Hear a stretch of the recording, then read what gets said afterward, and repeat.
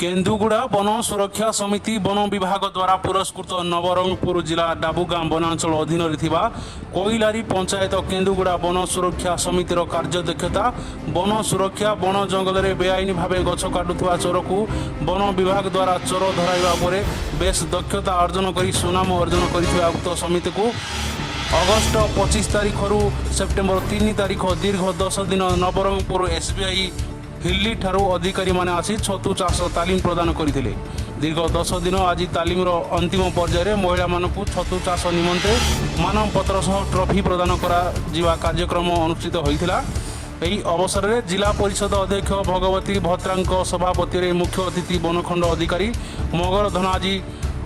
ରଓସ ସମ୍ମାନିତ ଅତିଥି କୋଇଲାରୀ ସରପଞ୍ଚ ଭତ୍ରା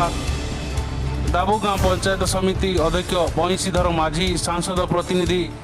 एम आपसा राव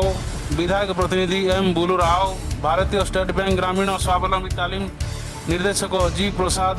फैकुलिटी एसबीआई राजकुमार पट्टनायक और निर्मल मिश्र एवं जिला नियोजन अधिकारी तत्वमसी महापात्र प्रमुख मंच में उपस्थित रही छतु चाष तालीम पाइथिबा हिताधिकारी महिला मानकु प्रोत्साहन दे छतु चाष अधिक अधिक रोजगार करने सह देश विदेश में जेपरी ना करंतु एहा उपरे व्यापक परामर्श देइथिले।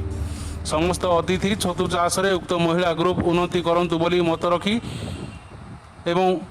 बैंक रु उक्त ग्रुप 1 लाख रु 1.5 लाख ऋण नहीं ग्रुप को बढ़ई पारी स्वरोजगारक्षम हो पारे बोली मत पोषण करते। उक्त कार्यक्रम वनांचल अधिकारी परिचालन करथिबा बेले डाबुगां वनपाल लक्ष्मीकांत साहू वनरक्षी मनोरंजन नायक